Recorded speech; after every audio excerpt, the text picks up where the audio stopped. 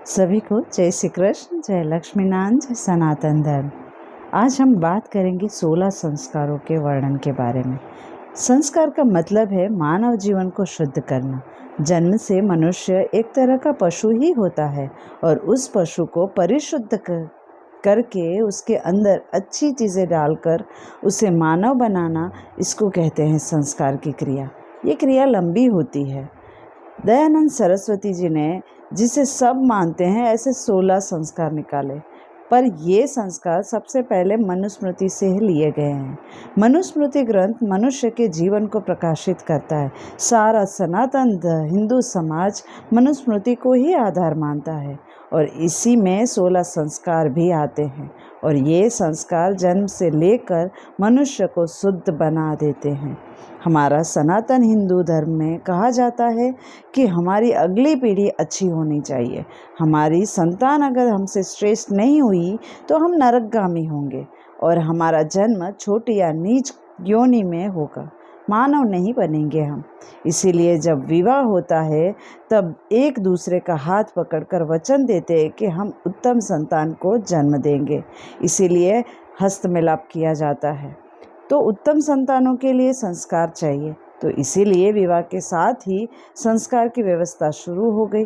इसीलिए पहला संस्कार गर्भधान आता है।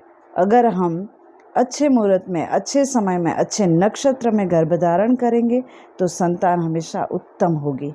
दूसरा है पुंसवन संस्कार, हमारे कुल की वृद्धि हो, कीर्ति चारों तरफ फैले। तीसरा सीमंतोन्नयन संस्कार, इस समय बुरी शक्तियों का आक्रमण करने का भय रहता है तो गर्भपात के चांसेस बढ़ जाते हैं, तो इसीलिए 7वें महीने में ये संस्कार किया जाता है, जिसे हम गोद भराई भी कहते हैं। चौथा है जात कर्म संस्कार, जन्म से बच्चा मृदुभाषी हो, मीठा बोलने वाला हो, धार्मिक वृत्ति का हो, इसीलिए उसकी जीवा पर हम सहज से ओम लिखा जाता है।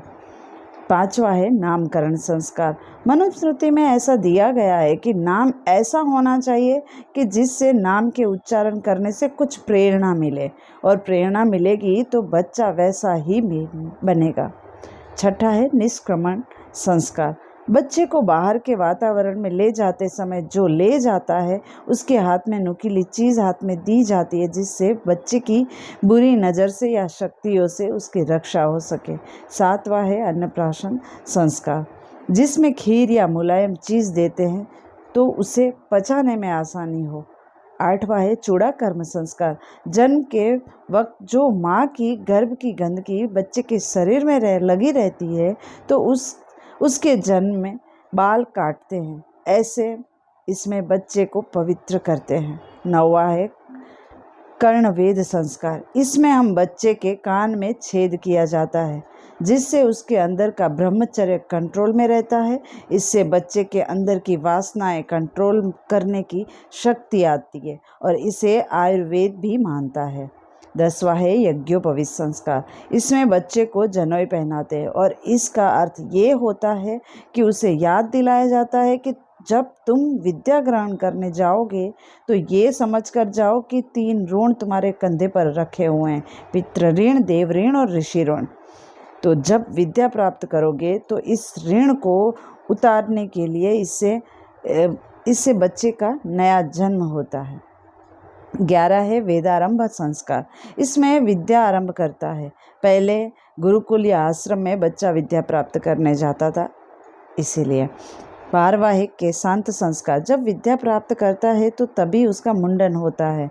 वह केश अपने गुरु को अर्पण कर देता था जब तक विद्या पूर्ण नहीं होती थी। 13वां है समावर्तन संस्कार, जब बच्चा विद्या पूर्ण करके घर लौटता था तो उसका स्वागत होता था। 14 है विवाह संस्कार, इसमें विवाह होता है जिसे हम धर्म संस्कार भी कहते हैं।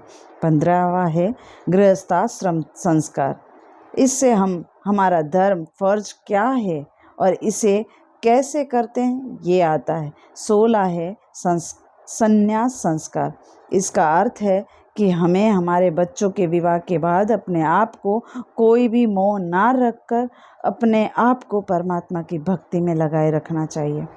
अब संस्कार का नियम है कि जिसकी जो चीज़ लाए हो उसकी वह चीज़ उसे वापस कर दो। तो हमने इस शरीर से गृहस्थ निभा लिया, उत्तम संतान भी कर ली और अपने बच्चों को संस्कार भी दे दिए, अपने जीवन में ज्ञान अर्जित करके समाज को ज्ञान भी दे दिया। तो हमने अपने सारे कर्म करने के लिए जो पंच महाभूत से ये शरीर उधार लिया था उसे वापस कर दो, और आत्मा रूपी तेज है उसे पर ब्रह्म को वापस कर दो। तो पंच तत्व का शरीर जो हमने पंच तत्व से उधार लिए थे, वह अंतिम संस्कार उन पांचों तत्वों को वापस करने का है। तो हमने इस शरीर को चलाने के लिए पंच तत्व से शरीर बनाया था, उसी पंच तत्व को वापस करने का अंत्येष्टि संस्कार कहा जाता है, और यह संस्कार सबसे बड़ा संस्कार माना जाता है। तो ये हुआ 16 संस्कारों का संक्षिप्त वर्णन। मनुस्मृति में इसका वर्णन विस्तार से आपको मिलता है। धन्यवाद। अस्तु।